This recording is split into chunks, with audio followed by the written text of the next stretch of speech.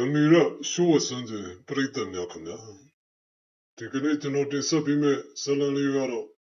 Song Tiji Ubatane, Queen Song Sure, Kawi, Salant Pope, Chipalekana. Salamasa Digema. Janoya Chaneligo, Sacram Logadi, Sacradi Lopitajaba. Likely, Shelly, Pidwajaba, only Jano Doso Jamalekana. Janoya Chaneli at the limo. Low answer to Yadi Shiba, Kana. Note a cousin me, to know, Jessa Bima Mo. Like a lady, share lady, sacral lady, Lobita Java, along with no Donso Jamalekana. Tiloya, Juno Yama, young Swantade, some digit of Shigere. Judo got a thing me like whom. Judo Bori Pirigara draw me like a bobia. Tuna mega Udas and Lokore. Tavima Yoga Ludegara, Uba Dalube Koja. Lukoya Masoino, Sondiji Uba Dalo Kojara Boba. To Bonzangara Luga Kapubu. Kawawa, Kapapanya. The Kamui Mosu Mujudo Jerene, Konga, a Tijibia Mirabia.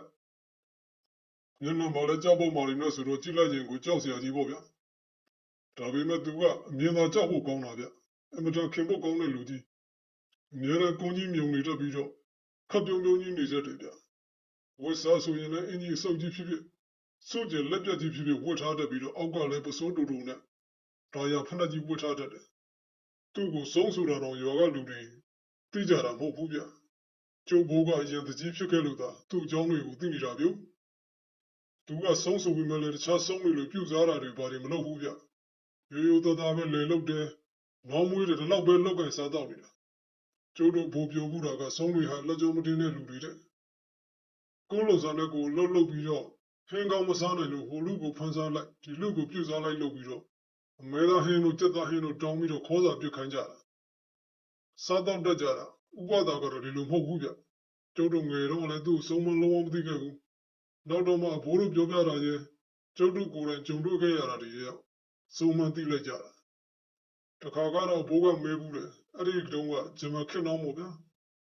Jodu Biga let the Jivia. To the Rotu Dao, Jeba, you got the Jikanito, Joe Boga, the Jifu Dora Boga. Adidonga do Doga, Nasejo Liba Shibira. Tavime Yadari, Bogu Lida Javare. Go to Kodalu chicken jar, a boga let the Jizobi. All them of Binga Ubia. Jodo got the Jimu Ubia. Joali Romatenayo. Joe Bejiga let England kick the G. Now Joe go the G Pit. Joe let the G Pit. And Joe Lejano. The Jim of Pukeva Ubia. The need of the G Boss Aboga. Uba Dago Meji. Kubata Kanyaba solo you are to be Bionijara. Joe got the Mabio the Gamjajin Bio. Kanyabazaga Biona Bejojene. Suro Uba da Yuga Gonye Video, Duga Sonia Balu Canarevia. Tane Boga. Era so look me out great Kubia. Jodu Yora Lugu, Kamaya Binana Magona Rimloga, but Pansaya Bulu Boga Gribekine. Uba da Grido Mobile, Time Dua Joyo no Meloba Bulu Piamio, Jorabe. Jodu Yoga Zigo look for it. Jodu Nama Biroye. Dami Yoye Subi Yojido Yoga.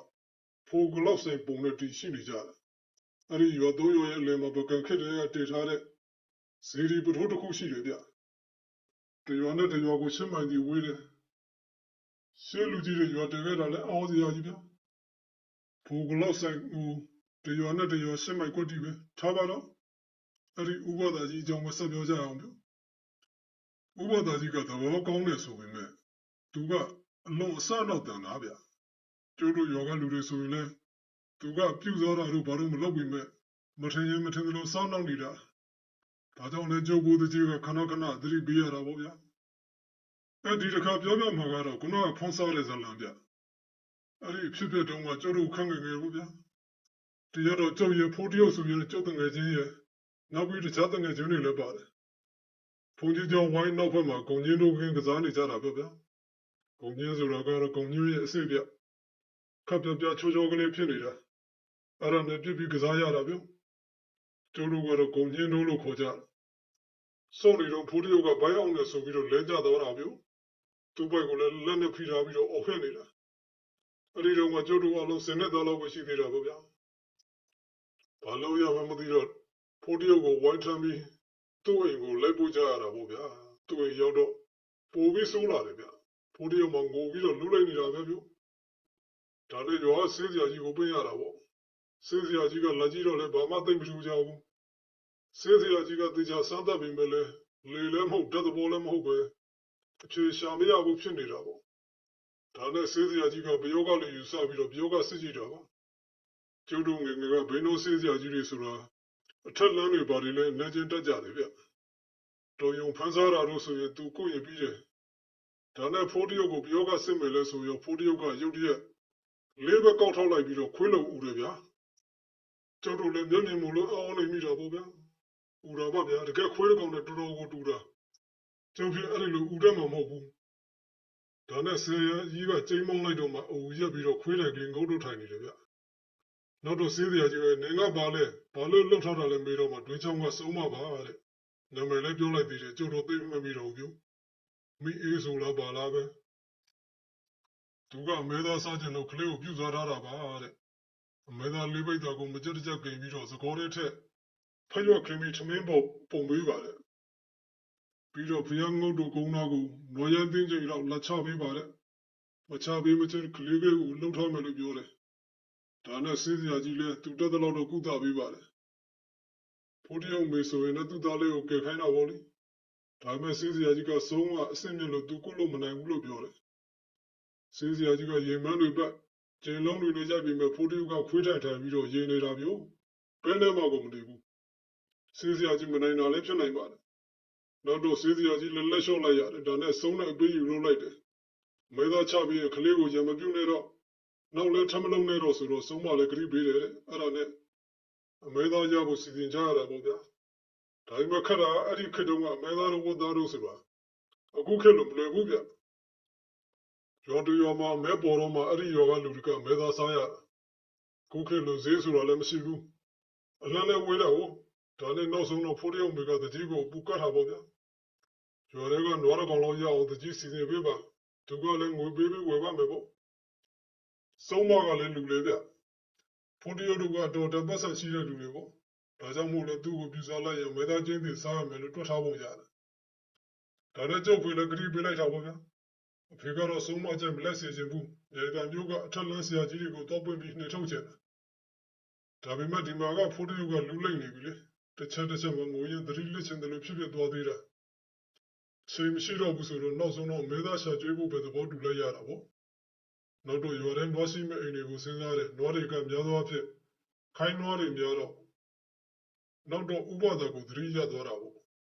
သူကနွားတွေမွေးတယ်လေဥပဒါအိမ်ကိုကျုပ်ဖေနဲ့လူကြီးတချို့လိုက်သွားတယ်ယောကလူတွေကိုအဖေကအဲ့ဒီသတင်းကိုရှုံးဝထားခိုင်းတယ်ကျုပ်လည်းမယောင်မလင်နဲ့လိုက်ခဲ့တာပေါ့ဗျာဥပဒါအိမ်ကိုရောက်တော့ဥပဒါကနွားစာတွေဆင်းနေတယ်အဖေကဥပဒါကိုအကျိုးချောင်းပြောပြပြီးတော့နွားတောင်းဝယ်တာပေါ့ဥပဒါကခေါင်းခါပြတယ်သူနွားတွေကိုမယောင်ဘူးတဲ့သူမအသားရှိတယ်ဆိုပြီးတော့ညတ်တုံးကံပြီးအိမ်နောက်ဖေးကိုဝင်သွားတယ်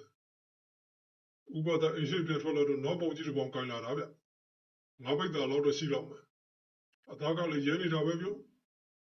ကျုပ်ဖေကဥပဒါနွားပေါင်လို့ဆိုရင်အသားရှိသေးရင်ကျုပ်ကလည်းတပိတ်တာလိုက်ရောင်းပါလို့ထပ်တောင်းတာဥပဒါကပေကက်ကက်နဲ့ဗျမရှိတော့ဘူးသူကြီးဒီဟာကုန်ပဲတကြီးစားချင်းနှုံးလေးကြရင်ကျုပ်တို့ကောင်ပေါ်ချင်းပဲလို့ဆိုပြီးပြောလိုက်တော့အဖေလည်းဥပဒါကိုညှင်းလိုက်ပြီးတော့ဥပဒါအိမ်ကနေပြန်ထွက်လာခဲ့ကြတာပေါ့ဗျာဒါနဲ့ကျုပ်တို့လည်းမဲသားပေါင်ကြီးကိုတောင်းကြီးထဲထည့်ပြီးပြန်ခဲ့တာပေါ့အဖေကတော့မလိုက်တော့ဘူးကျုပ်ကတော့ဖိုးတရုပ်ဆိုလက်ချင်တယ်လို့ပြောလိုက်တယ်အဖေကခွင့်ပြုပါတယ်ဖိုးတရုပ်နဲ့ကျုံတို့ကခင်စောတငယ်ချင်းတွေကိုစားဖို့စားဖို့ကစားဖို့ကစားပတ်တူလေဒါပေမဲ့အဖေကတခုတော့ပြောတယ်ညနေဖျားငုတ်တို့ကိုလိုက်မသွားနဲ့တဲ့ဖိုးတရုပ်တို့အိမ်ရောက်တော့မဲပေါင်ကြီးကိုဖြတ်ပြီးတော့ထမီးပုံမှာမကြက်တကြက်ကင်းတယ်အပေါ်ရန်သားလေးတွေကိုမိပြပေးမယ်တကယ်တမ်းကတော့မဲသားအစိမ့်နီနီကြီးတာရှိသေးတာဗျပြီးတော့နေစကောကြီးတွေကိုဖတ်တွေခင်းပြီးအပေါ်ကထမင်းနှလုံးချက်ထားတာကိုပုံလိုက်တယ်ထမင်းကိုဖြန့်ပြီးမဲသားကမြောင်းလိုက်ကြီးတွေကိုစကောထဲထည့်ရတာပေါ့ဗျာမဲသားကများလုံးတော့ထမင်းကိုတော့ဖုံးသွားတယ်ပြီးတော့ပစိုးပိုင်းတစ်ခုနဲ့အုပ်ထားတာပေါ့ကျုပ်တို့ကတော့ဖိုးတရုပ်နောက်မှာတွားနေတယ်ဖိုးတရုပ်ကလူးလိုက်ပြီးအော်နေပြီမဲ့မဲသားနဲ့ရတော့ခွေးလေးတစ်ကောင်လိုပဲဗျထ ထိုင်ပြီးတော့ရှာကြီးထွက်ပြီးတည်ရည်တွေတများများကြနေတာဗျာကျုပ်တို့ဖြင့်ယုံလိုက်တော့ဗျာတည်ရည်တွေတော့ပြီးလို့မရဘူးစီးကြနေတာဘယ်အောင်လည်းတက်တော်သွားဖို့မဗျာဒါပေမဲ့မကျေနပ်တဲ့သူတွေကတော့ရှိတယ်အဲ့ဒါကတော့ဖိုးတရုပ်ရဲ့ဦးလေးတွေပေါ့ဖိုးတရုပ်ကဖေမရှိတော့ဘူးသူငယ်ငယ်လေးတက်ကသူ့ဖေကတည်သွားခဲ့တာဒါပေမဲ့ဦးလေးတွေက3ယောက်လောက်ရှိတယ်သူဦးလေးတွေကလည်းတန်တန်မာမာထောထောထားကြာကြာကြီးတွေဗျမကြခင်နွားရသွင်းချင်းရောက်လာခဲ့ရောဗျဖိုးတရုပ်မိကခေါ်စာပန်းကိုရွတ်ပြီးတော့ရောပြင်ကိုတိတ်တိတ်ကလေးထွက်တယ်ကျုပ်ဖေတကြီးကသာရှိုးဝထားခိုင်းတာတယောက်စကားတယောက်တော့နဲ့ဖိုးတရုပ်သတင်းကရွာထဲပြနေပြီဗျရွာသားတွေတချို့လည်းထွက်ကြည့်ကြတယ်ကျုပ်ကလည်းသိကျင်တာနဲ့နောက်ကနေရွာသားတွေနဲ့ရောလိုက်ခဲ့တာပေါ့ဗျာဖျားပြက်ကုန်းဆိုတော့ရန်တရ6တဲ့နေရာဗျနေရာရမ်းချမ်းတယ်လို့ပြောတယ်ကျုပ်တို့ရွာ3ရွာလည်းကဖျားတော့မဟုတ်ဘူးကျုပ်တို့ဇီးကုန်းရွာရဲ့အနောက်ဘက်ရွာရောက်မှရှိနေတာရွာနဲ့2မိုင်လောက်တော့ဝေးတယ်ဗျအဲ့ဒီနီးမှာတိုးရန်ကလေးလည်းရှိတယ်နောက်တော့ဖျားပြက်ကြီးပေါ့အုတ်ကျိုးအုတ်ပြက်တွေနဲ့ကုန်းကုမှုကြီးကညနေနေရောက်မှနီရဲရဲကြီးဖြစ်နေတာပေါ့ဗျာကျုပ်တို့အဲ့ဒီကိုလည်းရောက်ကိုကျုပ်ဖေနဲ့တွေ့ပါလေရောဗျအဖေကကျုပ်စီကိုလာပြီးကျုပ်စပ်ဖို့ကိုဖြောင်းမနဲ့လက်နဲ့အုပ်သွားတာဗျကျုပ်ဆိုရင်ပူထူပြီးကျေရီလာတွေမြေကုန်တယ်အဖေကကျုပ်ကိုပြန်ခန်းလိုက်တယ်ဟုတ်တယ်လေလူအုပ်ထဲမှာတခြားကလေးတွေတယောက်မှမပါဘူးဗျကျုပ်သာဆက်စုပ်လုံးအားကြီးပြီးတော့လိုက်လာခဲ့ရတာဒါနဲ့ကျုပ်လည်းရွာဘက်လှည့်ပြန်ခဲ့တာပေါ့ဒါပေမဲ့တနေရာမှာခြုံပုတ်ကြီးကလှုပ်နေတာကျုပ်လည်းသိကျင်လို့တော့ကြည့်တော့ဖိုးတရုပ်တို့ဦးလေးတွေဖြစ်နေတယ်သူတို့ကလည်းဓာတ်တွေလှမ်းလို့ကင်ထားတယ်ဗျကျုပ်လည်းခြုံွယ်တစ်ခုကနေဆက်ပြီးချောင်းကြည့်နေပြီသူတို့ကတော့ခေါ်စာလာစားတဲ့စုံမကိုတွေ့လှန်နဲ့ထုံးမယ်ဓာတ်နဲ့ခုတ်မယ်ဆိုပြီးကျင်းဝနေကြတာဒါမျိုးကြတော့ကျုပ်လည်းလက်မခံချင်ဘူးလေအဲ့ဒါနဲ့ကျုပ်လည်းဆက်ပြီးပုံးနေလိုက်တယ်ခဏကြာတော့အဖေရောယောဂသူတွေရောအကုန်ပြန်သွားကုန်ဖိုးတရုပ်မိကတော့ခေါ်စာတကောကိုဖျားငုတ်တို့ရဲ့နောက်ဘက်တော်စက်မှာချပေးပြီးခတ်တုတ်ပြန်ပြေးသွားတယ်ဗျကျုပ်လည်းအဲ့တော့မှကြောက်စိတ်ဝင်လာတယ်ဒီနားမှာလူဆိုလို့ကျုပ်ရဲ့ဖိုးတရုပ်ဦးလေး3ယောက်ရဲ့ပဲကြံနေခဲ့တာကိုတဖြည်းဖြည်းလည်းမှောင်မဲလာခဲ့ပြီဒီအချိန်မှာခွေးဦးတန်ကြီးတစ်ခုကိုဆွဆွငငင်ကြီးကြားလိုက်ရတယ်ဗျမကြပါဘူးဗျဒေါ်ရန်ကလေးတွေကလေခွေးကြီးတစ်ကောင်ပြည့်ထွက်လာတယ်ဗျအမွှေးစုပ်ဖော်ပွားကြီးနဲ့ခွေးကြီးကလည်းတော်တော်ကြီးတဲ့အကောင်ကြီးဗျလူကြီးခါရက်လောက်ရှိမယ်အရွယ်ကနားပေါင်းလောက်ကိုရှိတယ်ဗျ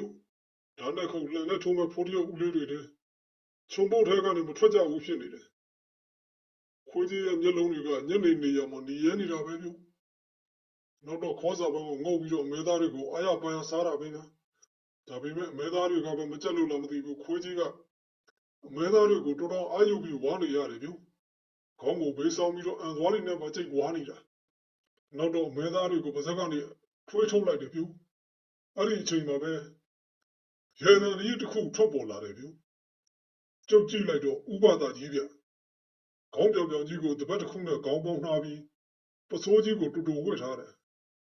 ခွေးနှက်ကြီးကိုကြည့်ပြီးတော့လက်ညှိုးထိုးပြီးတဟားနဲ့အော်ရင်နေတာပေါ့ဗျာခွေးကြီးကသူ့ကိုကြည့်ပြီးတော့တကယ်ကြီးနဲ့မန်းဖိနေတယ်ဗျဟာဘယ်လိုလဲစားလို့ကောင်းရဲ့လားနမရဲ့အဲ့ဒါအမဲသားမဟုတ်ဘူးငါရင်ကနွားနေစားတဲ့မျက်ထုံကြီးဟဲ့ခွေးကြီးကဥပဒါကြီးကိုကြည့်ပြီးတော့ကြိုက်တော့မှဟန်ပြင်းနေချုံပုတ်ထဲကနေကြည့်နေတဲ့ကျုပ်လည်းဒူးတွေတစ်ဆက်ဆက်တုံနေပြီဗျဥပဒါကတော့တချက်ကလေးမှကြောက်ဖို့မရဘူးဗျအောင်မဲနေကများငါ့ကိုကြိုက်မိတယ်လားနမရဲ့နေကငါကျွေးတဲ့မျက်စားထားမှတော့ငါခိုင်းပဲဖြစ်သွားပြီပေါ့ဥပဒါကြီးကနောက်တော့ခွင်းလက်ကြီးကိုလက်ညှိုးနဲ့ထိုးလိုက်တယ်ဗျပါဇက်ကလည်းခုံစားလုံးမိတ်ပေးလိုက်တယ်ခွေးကြီးမှာခြေလေးပဲစလုံးမြေကြီးပေါ်ကကြွပြီးခုံဆော့လုံနေတော့တာပဲဗျဥပဒါကြီးကခွေးကြီးကိုကြည့်ပြီးခွတ်ထုတ်ခွတ်လည်းရနေတာခွေးကြီးရဲ့ကြည့်တွေကလည်းတော်တော်ကိုမကြေမနက်တဲ့အကြည့်နဲ့ကြည့်နေတာဗျဒါပေမဲ့သူကိုယ်တိုင်ကတော့ဥပဒါခိုင်းတယ်လို့ခိုင်းနေရတာပဲဗျာဟာနင်းကငါကခွေးလို့ထင်နေတာနင်ကလက်ဆက်တော့မျက်စားတဲ့ယုံလေးကိုဥပဒါကနောက်တော့လှိမ့်စမ်းလို့ပြောလိုက်တာခွေးကြီးကမြေမှာဝိတ်ပြီးဘယ်လှိမ့်လိုက်ညာလှိမ့်နေတော့တာပဲဗျဥပဒါကြီးကလည်းခွေးကြီးကိုထောက်ခိုင်းလိုက်နဲ့အစုံခိုင်းတော့တာပဲဗျခွေးကြီးကလည်းသူခိုင်းတဲ့အတိုင်းလုပ်ရတဲ့နောက်ဆုံးတော့ခွေးကြီးကလူသာထွက်လာတယ်ဗျလူသာတော့မှမိမတယောက်ရဲ့အတန်ဗျကြောက်ပါပြီရှင်ကျမကိုလှုပ်ပေးပါတော့တောင်းမှပါတယ်အဲ့တော့မှဥပဒါကြီးကလည်းကျင်နေသွားတဲ့ထဲမှာဟဲ့မိအေးနင်တွေးချောင်းကမိအေးမဟုတ်လားနင်ပညာလောက်နဲ့များငါရောကိုလာဆန်းရတယ်လို့မိအေးရဲ့ဒီတော့မှ နေရဆိုတာနေမသိဘူးလားခွေးကြီးကဘာမှပြောပဲခွေးမှန်ကြီးမှန်နေတာဗျဥပဒါကြီးကခွေးကြီးနောက်ကိုလက်လျှောက်သွားလိုက်ပြီးတော့ခွေးကြီးကိုလက်ညှိုးထိုးပြီးတော့ကဲနေလဲသွားတော့နောက်ဆုံးနေရမယ်နေကြတယ်လို့ငါရောကိုတော့လာမကြောင်မိစေနဲ့မိနေမကျင်တဲ့ရင်နေတော့တမျိုးလုံးခေါ်လာကသွားစမ်းအဲ့လိုပြောပြီးတော့ခွေးကြီးရဲ့နာနုကိုဖြတ်ကန်ထည့်လိုက်တာခွေးကြီးမှနာလုံးလို့ကိန်ကိန်နဲ့អော်ပြီးတော့မိကုတ်ပြီးတိုးတန်းနဲ့ကိုပြေးဝင်သွားတာဗျမခံနိုင်ရိုးလားဥပဒါကြီးစီးတဲ့ဖနကတရက်သားမမကိုခုတ်ပြီးလှုပ်လာတဲ့ခုံဖက်နဲ့ကြီးပြနာနုကိုထိသွားတာဆိုတော့တော်တော်နာသွားမဲ့ပုံပဲဗျနောက်တော့ဥပဒါကြီးကရောဘကိုထွက်သွားတယ်ကြောင်းနဲ့ရောကိုပြေးပြန်ဖို့လုပ်ရတာပေါ့ဗျာကျုပ်ကတရက်တော့လုံးဝမကြောက်တတ်ပြီမယ်နည်းနည်းတော့လန့်နေဗျပဝန်းကျင်ကလည်းတော်တော်မှောင်နေပြီလေဒါပေမဲ့ဖိုးတရုပ်ဦးလေး၃ယောက်ကတော့ကျုပ်လည်းသတိရသွားလို့သူတို့တွေပုံနေတဲ့ခြုံပုတ်ကြီးကိုသွားလိုက်တယ်ဗျအဲ့ဒီကိုရောက်တော့ဘာတွေ့တယ်ထင်တယ်ဗျဆုံးမလာရဲ့ဓာတ်နဲ့ခုတ်မလန်နဲ့ထုံးမယ်ဆိုတော့အားကောင်းမောင်းတဲ့ယောက်ျားကြီး၃ယောက်ကတတိလင့်နေကြတာဗျလက်ဖြူတွေကိုလန်လို့ဒါကြောင့်သူတို့ခွေးကြီးကိုဓာတ်နဲ့မခုတ်နိုင်တာနေမှာပေါ့ဗျာကျုပ်လည်းရောကိုပြေးပြန်ရတော့လေဗျရွာရောက်တော့မှဖိုးတရုပ်အိမ်ကိုသွားပြီးကြိုးချောင်းပြောပြတော့မှဖိုးတရုပ်အိမ်ကလူတွေသွားခေါ်ရတယ်ဗျတတိယအောင်မနေ့နှာရက်ယူရတယ်ဆိုပဲဗျအဲ့ဒီချိန်မှာပဲဖိုးတရုပ်အိမ်ကိုဖေရောက်လာတယ်ဗျအဖေလက်ထက်မှာကင်နာတာကလည်းချိန်လုံးကြီးဗျချိန်လုံးကြီးကလည်းနဲတာကြီးမဟုတ်ဘူးတဝဲချိန်နဲ့ဗျကျုံနဲ့ခွန်းလက်ကြီးထွက်ပြေးတော့ကိုဝမ်းသာအားရကြည့်ခဲ့ပြီလို့ဝင့်လေတာလားတော့မသိပါဘူးဒီတစ်ခါတော့ကျုပ်ပြေးလဲပေါ့ဗျာဖိုးတရုပ်တို့အိမ်နောက်ဘက်ခြံစည်းရုံးမှာရှိတဲ့ခွေးတောပေါက်ကနေထွက်ပြေးရတာပေါ့အဖေကတော့ကျုပ်ကိုလှမ်းပြီးအော်ဆင်း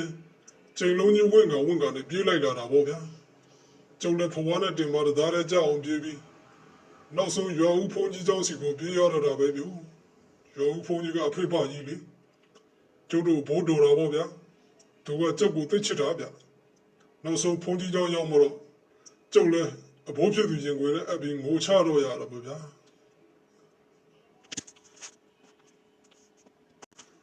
ကမီလာရှိုးဝဆန်တဲ့ပရိသတ်များခင်ဗျာဒီမှာလည်းဥပဒါနဲ့ခွင်းနဲ့ဆုံးဆိုတဲ့ဆုံးကဝေးဇလန်လေးကတော့ပြီးဆုံးပါပြီခင်ဗျာနောက်ထပ်ကောင်းတဲ့ဇလန်လေးတွေဆက်လက်တင်ဆက်ပေးနေမှာမို့ကျွန်တော်ရဲ့ channel လေးကို subscribe လေးလုပ်ပေးသွားကြဖို့အားလုံးကိုတောင်းဆိုချင်ပါတယ်ခင်ဗျာ like လေးတွေပေးသွားကြပါ share လေးတွေပေးသွားကြပါအားလုံးပဲနောက်ထပ်ဆုံးကဝေကမီရရှိုးဝဆန်ကျေဇလန်မှာပြန်လည်ဆုံတွေ့ကြပါမယ်ခင်ဗျာ